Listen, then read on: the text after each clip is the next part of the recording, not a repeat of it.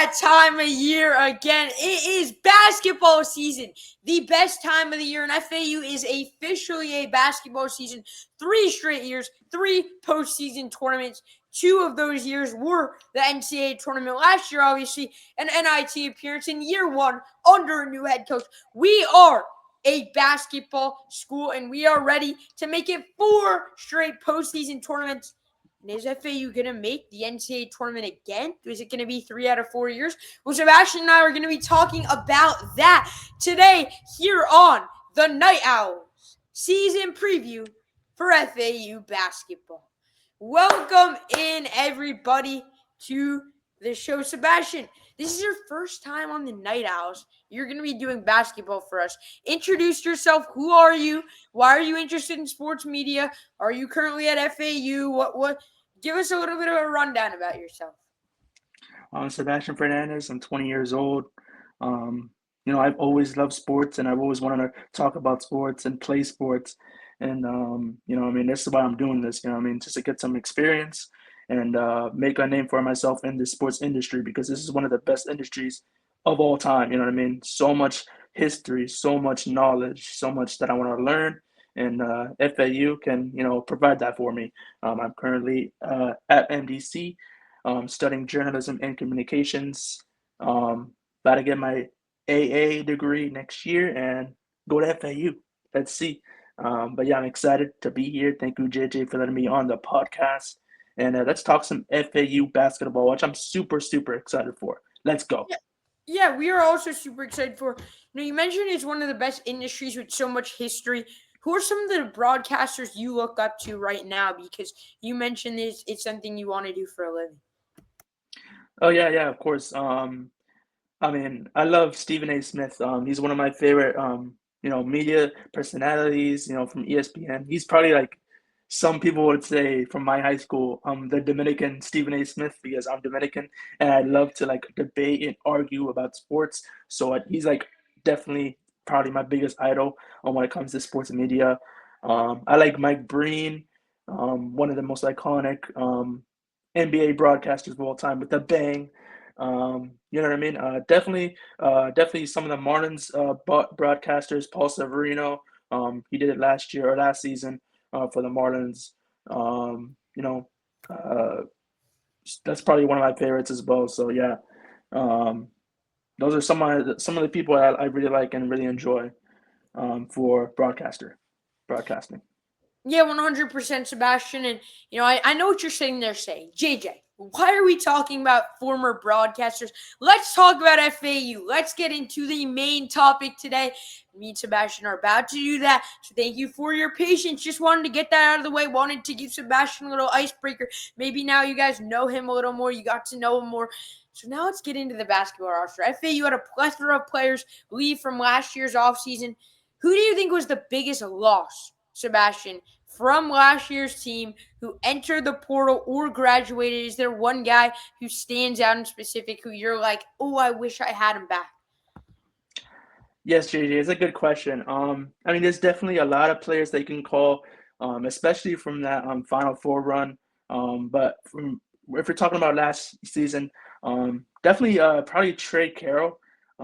I believe that's probably like one of the big names or the big losses for the FAU Owls. Um, you know what I mean? Obviously, the experience you talk about him. He was a part of that Final Four run. He was a part of the year after that. And then the year after that, when it was John Jacobs's first year as head coach. But this year we don't have Trey Carroll, and he's a big guy, played center and power forward. Very leader. He has very leadership qualities. And that's a pretty big loss. But we have some guys that the head coach brought in that I'm very, very excited for, that entered the transfer portal and came from to FAU. You know what I mean? So, but that's Trey Carroll is definitely one of the biggest losses for FAU this season. Yeah, Sebastian, we're very excited for you to enter the transfer portal next offseason and come to FAU, as you mentioned a little bit earlier. But you mentioned Trey Carroll. To me, Trey Carroll was FAU.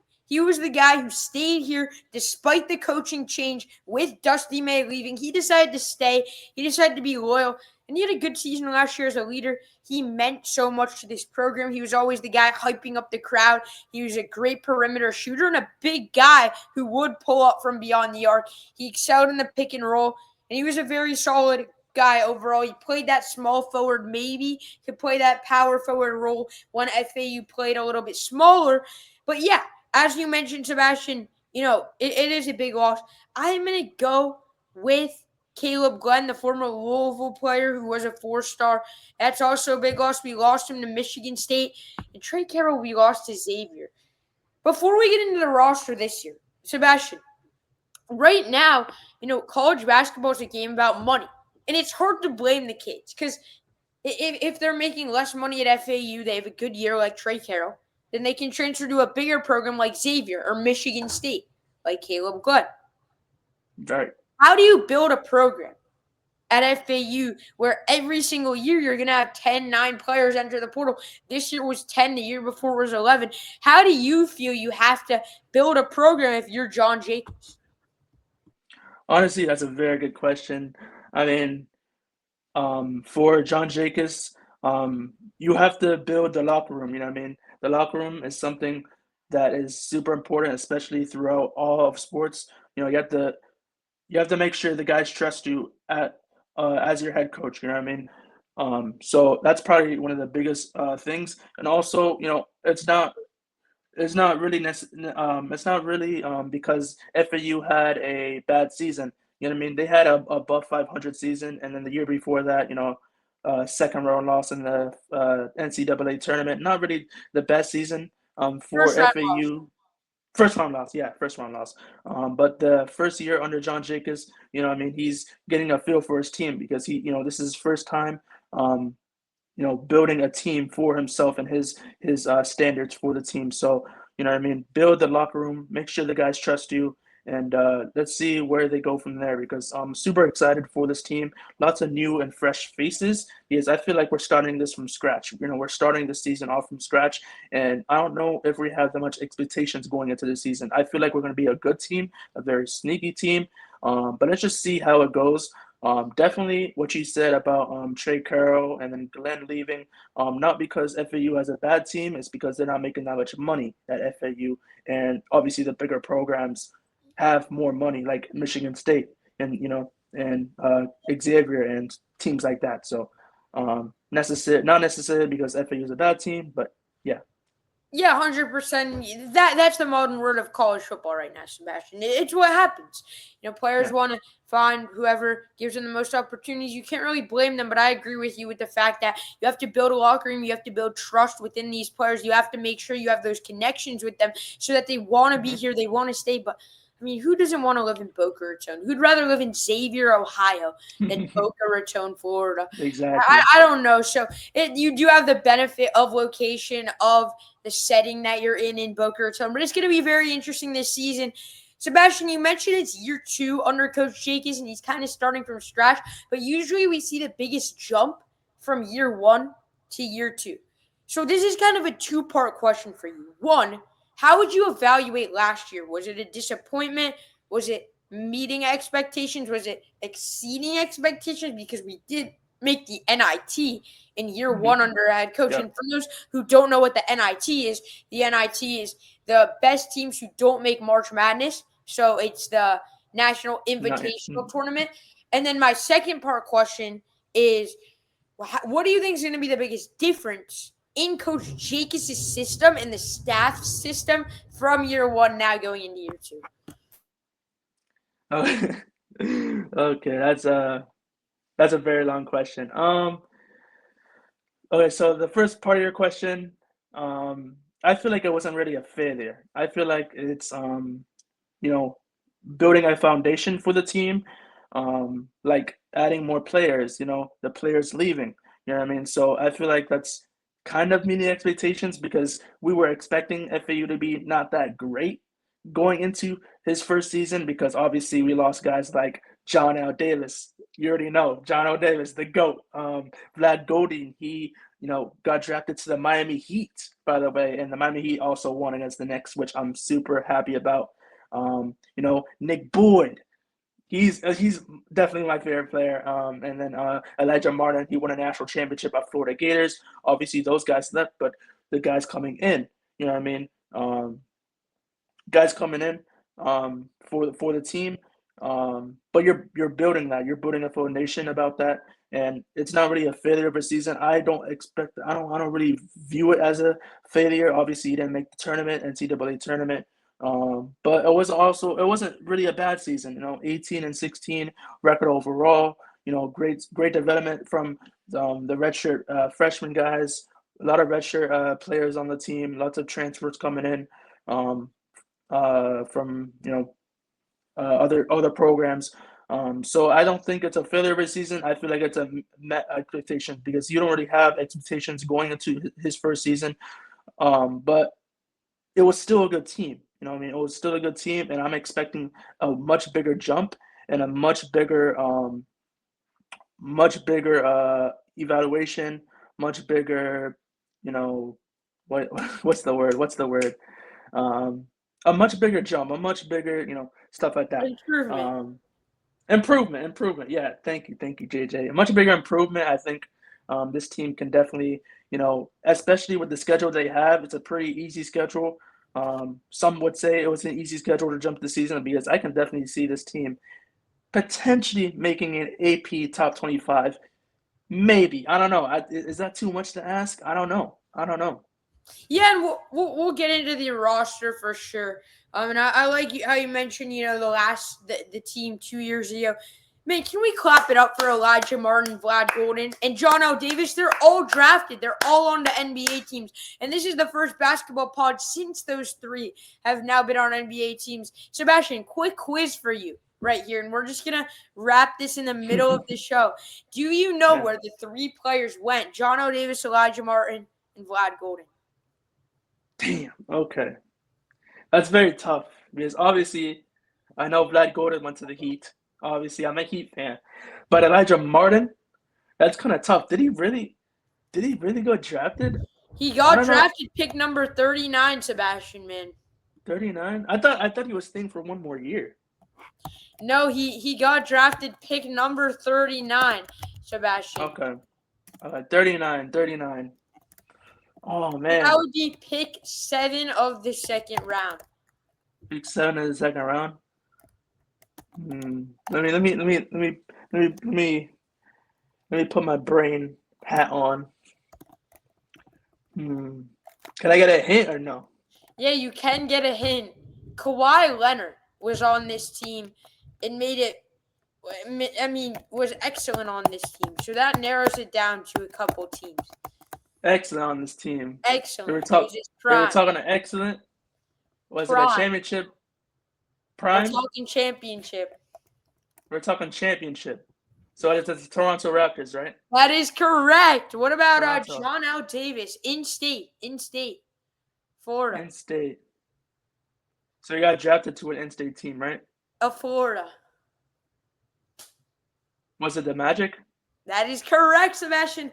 So three guys, Okay. Sebastian. Let's take 10 seconds to clap it up to those three guys because they meant so much to the program. Looking back on it, but Sebastian, you're not familiar with the team 2 years ago. I know that. You're super locked in and an expert on this year's team. You've been going to the practices. You've seen the team up close and personal. You've been talking with the coaches.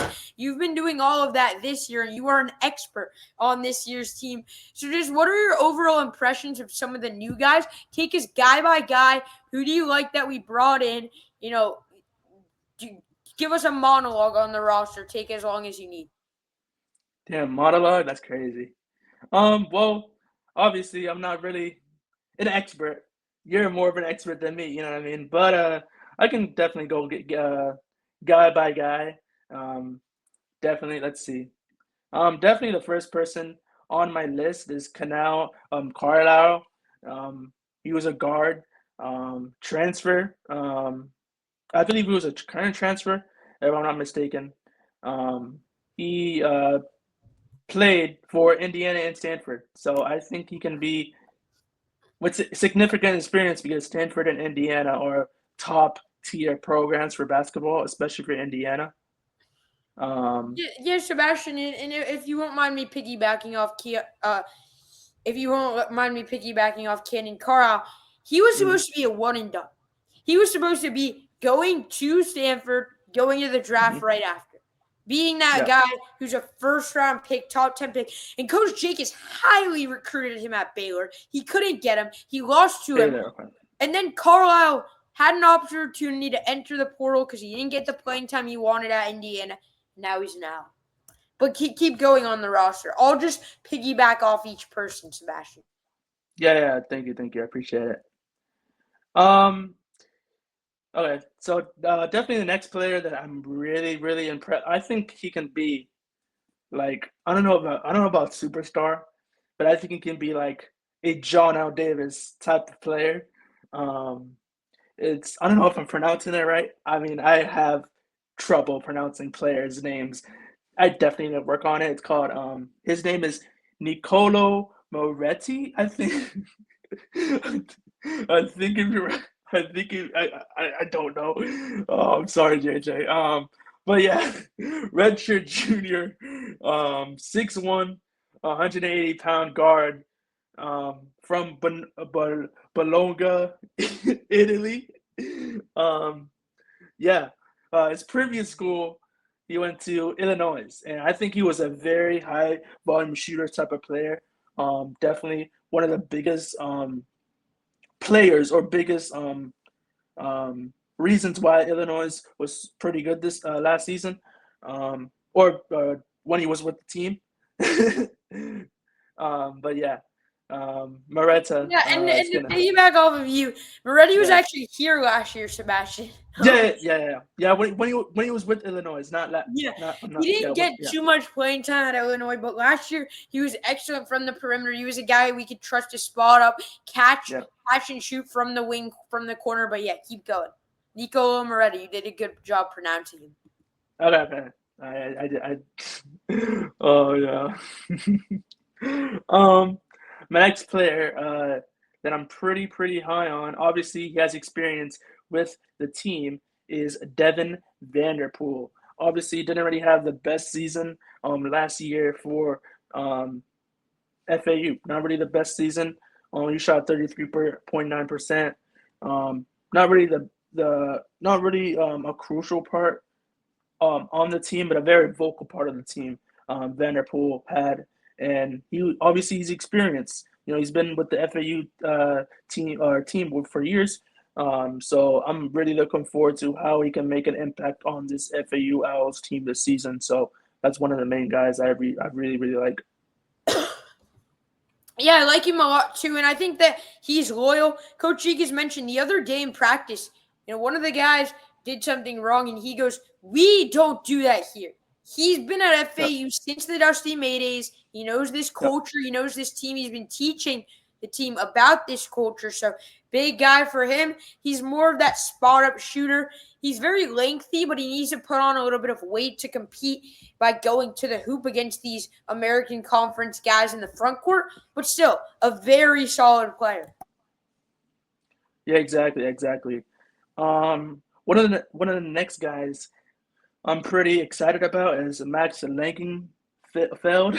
I'm sorry if I'm pronouncing these names wrong. Max I'm Linger. not that Langerfield. Yeah, yeah. He's a 6'6" guard, 195, redshirt freshman. From Germany. You know what I mean? So a German prospect or a German player, which is super unique because I like your European type of players on any type of team on any type of roster, and especially this roster who's has a lot of mixed Americans, people from Senegal, people from obviously Germany. So yeah, I'm super excited for Max Langford, and I think he's gonna have a very impactful team. He's gonna be a very impactful player. I mean, yeah, and he won in high school. He won a 2023 German championship in the first league. Little fun fact about that. Yeah, Sebastian, Max was hurt for a lot of last year. Now we're going to get to see him not be hurt. He wore a knee brace a lot, but he is that guy. Again, he can shoot threes, and there's so many guys who can shoot threes. we're gonna have to Mhm. wonder, can there be the guy on this team who's just gonna want it himself, be that ego type of guy like John L. Davis was, and who wants to take the shot late in games? Yeah, exactly. I feel like he can be that type of guy that you just said. Um, I think he's going to have a very impressive game against Boston College. I think he's going to have that type of game. Um, the next player on the list is Liam Daco Green. I don't really know that much. I really don't know much about Liam. 6'2" guard, redshirt freshman. He's from Vancouver, Canada. You know what I mean? I love Canada. I want to go to Canada. He redshirted the 2024-2025 season, so we didn't really get to see um, him that much. You know what I mean? So, but he was a member of a prolific prep basketball team under Ryan Bernard in 2023 and 2024, and ranked in the top 10 in high school basketball, and participated in a Geico National Championship, which is interesting. Yeah, and if I'm not mistaken, Liam wasn't on scholarship. He was a walk on. So you love to see these great dreams. FAU had it with Jack Johnson a couple years ago. So very interesting to see there. Sebastian, is there any big guys you want to mention? Any guys who are going to make an immediate impact as well? Because we want to get into the immediate impact guys here today. Yeah, immediate impact. Um, Guys, obviously, there's a bunch of different guys that can make an immediate impact on this team, and one of the guys is Devin Williams. I pronounced that name correctly. Thank God. His previous team was UCLA, and he was a top 10 former 75 recruit who transferred from UCLA. So that's interesting. I think he can have immediate impact, especially in that forward spot. I think he can shoot the three well. He's super strong. He can, post up some players, and he's a pretty good passer. So I'm very interested to see what Devin Williams could be. I think he can make an immediate impact. Yeah, that's a great breakdown. He's an excellent big man passer. He's a great vision from the court, can clearly play make and really looks after his teammates, whether it's coming off a screen, off the pick and roll, going under screen, reading defensive as well. He's really has really good lateral quickness. He can turn defense into offense. And Devin Williams might be the most highly sought after players when it comes to the NBA next season. Most talented guys, as you mentioned, a top 10 center coming out of high school. He's a really good guy. And he's kind of the size that FAU is missing. And I love how you mentioned he could post up down low, whether it's on either block. He really can make sure that he spins the hoop, gets to the hoop. And he's also very lengthy on defense. So a huge get for him. How about Isaiah Elahome? Isaiah Elahome. He's a very good player. That's one. I was having trouble pronouncing his name earlier, or before we talked on before the podcast. I was like so funny. I don't know. But yeah, Isaiah. I'm not gonna say his last name. I'm not gonna say his last name. Isaiah. He's a transfer from USC. He brings a very. He's a very tough player. he brings. I can't stop laughing. He's very tough. I mean, he always he has that winning mentality, and I think he's gonna bring that mentality to FAU around the guys. I think he can be with that winning mentality. I think he can have leadership. I think he's gonna have a pretty good leadership role, and maybe he can knock in that starting lineup in the starting five opening night against Boston College at home. Um, he has a very nice scoring ability. His scoring ability has so much potential, and I'm just excited to see if he can have a good scoring and offensive performance on not next Monday, but the November 3rd on against Boston College. Yeah, Sebastian, I think something great about him is his size. He's a big guard. That's what FAU was missing last year, outside of maybe Ken Evans Jr. But this is a guy who's really good at defense. He's not the quickest guy, but he has very good footwork and can pull up from either elbow. We're going to see him a lot in the mid-range, but I wouldn't be surprised if he's the type of guy who's FAU's leading scorer next year. What about Amar Amku Diom? Tell us about Amar. He is coming back for another year from Senegal. Yeah, yeah. Oh yeah, man. Amar. He's from Senegal, obviously, like you said. Another player who's not from this country. He redshirted freshman 6'7" guard, obviously another tall player in that rotation or in that team. Obviously, like Isaiah, he's very lengthy, has a lot of athleticism. He's 215. For his lengthy type of build, he's 215, pretty strong. Um, yeah, he's a very strong guy. He was an NBA Academy Rookie of the Year. Little fun fact about that. And I think he can make a media impact as well, just like Isaiah. I think those two guys can have a very promising year for FAU and John Jacobs' second year as head coach, which I'm super excited about. Yeah, Maram Kum Diop has been very excellent for the FAU hours in terms of practice and the fact that he's doing a. And Sebastian, you mentioned his size. How tall is he? Tell the audience, how tall is he? And this is a weird height. How tall is he? He's six. He's 6'7". Yeah, well, not because of that, but usually you have 6'6" and under are your guards, and then 6'8" and above you really play it forward. And that 6'7" spot is like it's in between. It's in between guard and forward, and that's why we go like Yep. that. Because that's what it means for all the viewers watching us. So we're excited for that. But yeah, that's gonna be really interesting. So.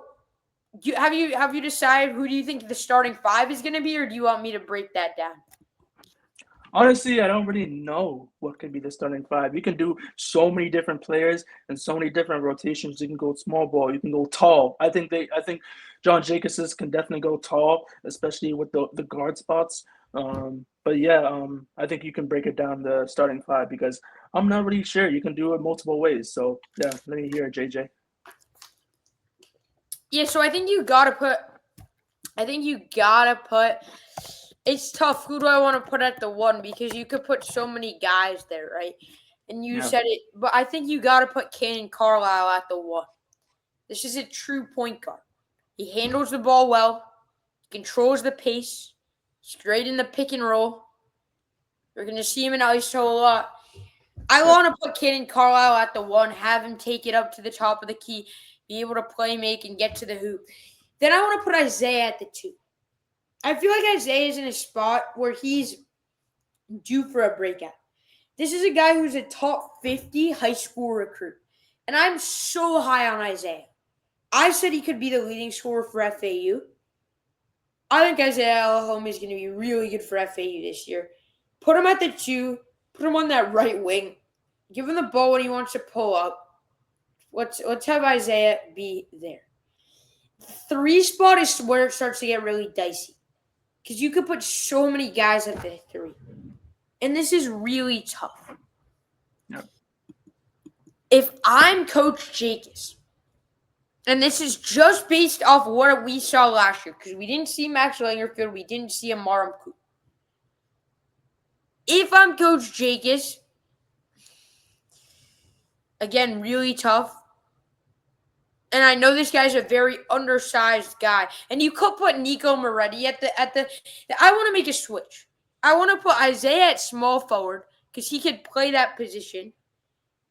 And then I want 6'5", right? Yeah, and I want 6'5", you could put him at the small forward. And I want to put Nicolo Moretti at shooting guard.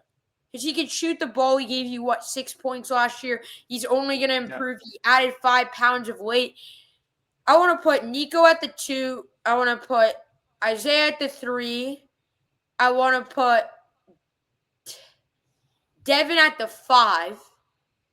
And then the first spot, I want to put Amaram Ku.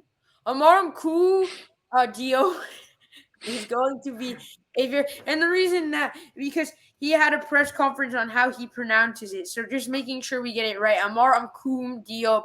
I'm just going to call him Amar Diop. It's easier. But, yeah, he's going to be great. He's a Senegalese player. He gave you a lot of points from Senegal. What do you think about that? Do you think that's what Coach Jacobs is going to roll out? Honestly, that's honestly a very perfect list. Carlisle, 6'3", running the point. That's what you said, right? Point guard. I believe so, right?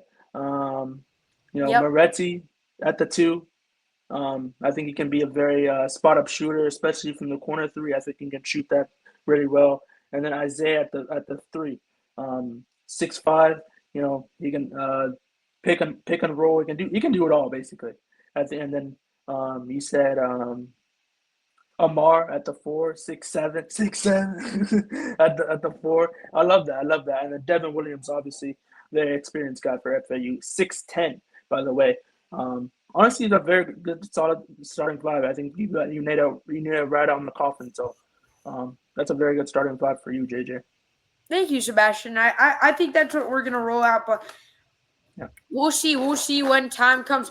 Go in the comments, drop your starting five down below. We want to hear your thoughts on the starting five for FAU. So drop it down below in that comment section. We want to hear from you guys. But Sebastian, I wanted to bring up the schedule. Talk about the team. We talked about the starting five. Let's bring up the schedule here. Sebastian, give me a thumbs up if you can see my screen. It should be up in 3, 2, 1. I'm presenting. Do you guys see it? Yeah, I got it. I got it. I basically have Perfect. it too. Perfect. Yeah. Sorry, I just can't change the tab, guys. So here's my screen. You got Boston College at home, opening night, 7 p.m. That's gonna be a game. You got a group of 5 mid-major team like FAU hosting a Power 4 ACC, a big school in Boston College. What do you kind of think about that? The fact that FAU gets to host a big school. Without getting into the roster. We usually see the tables flip. A bigger school like Boston College getting to host FAU. But this is crazy, Sebastian. Yeah, I know exactly, and I think this stadium at FAU, it should be a packed house. It should be sold out, especially for a game like this against a very, very underrated Boston College team, because they're not really talked about in the ACC. Obviously, you have Duke with the Boozer Twins, one of the best programs in history of all time in basketball. University of Miami, obviously, I like Miami as well. I live in Miami. If you guys don't know that, a very good school. Last year it was not good at all, but I still think they're a pretty decent school in the ACC. But Boston College, a very good team, a very underrated team. I feel like they're gonna put people on notice, especially in this game. I think it's gonna be a very tight game against FAU. Yeah, and they lose 4 of their 5 starters. It's going to be interesting. Their coach is on probably the hottest seat of the ACC right now. So it's going to be interesting. I hope to see a sellout. I hope to see the students out there. I hope to see Sebastian out there. Sebastian, we really want you there. But anyways, then FAU goes to the Charleston Classic. The Field of 68 Classic. This tournament is going to be a neutral site tournament in Virginia, Lynchburg, New Virginia. So it's on Liberty's home stadium, and you play Charleston and Liberty. FAU so far is 3-1 in the tournament. They've beaten Liberty both years, and they're 1-1 with Charleston. Is FAU going to go 1-1 or 2-0 in this tournament, Sebastian? Obviously, like you said, they've been in Liberty the last 2 years. They're 1-1 against Charleston. I think it should be an easy 2-0 victory for FAU. I think it should be a very, clean sweep. Clean sweep. I think it's going to be no competition in this tournament. I think FAU. Let's just see how the Boston College game goes, because I feel like it's going to impact how this tournament goes, especially against the ACT tournament. But I think both of those games are going to be an easy dub for FAU.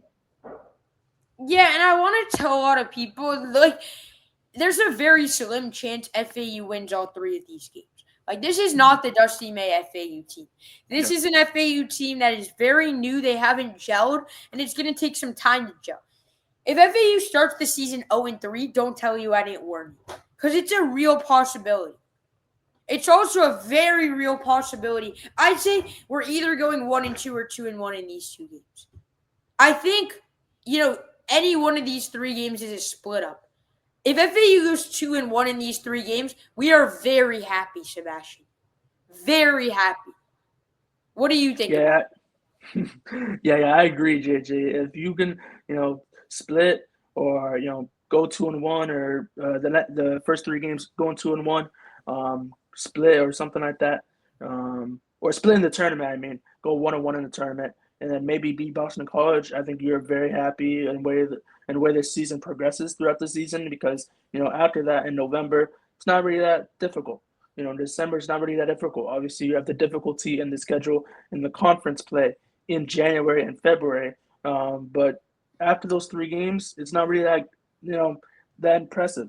Coastal Georgia, Pacific, LMU, St. Bonaventure, Florida Gulf University, who we lost to during the Dusty May era, which kind of sucks. But we're gonna get our revenge the next time we play FGCU, and it's on the road on that game. Um, St. Leo, what I mean, St. Mary, Albany, UCF, which UCF is a pretty tough game. I think that can definitely be an L, but we'll get to that once that game. Yeah, we'll get to those games. But Sebastian, I Yeah, yeah, wanted to mention we're probably going to be underdogs against Boston College. I know it's at home, but yeah. Boston College is still an ACC school, and still they're a school who's able to be middle bottom of the pack of the ACC. Which this is not anything that this FAU team isn't anything special that can beat a team like Boston College.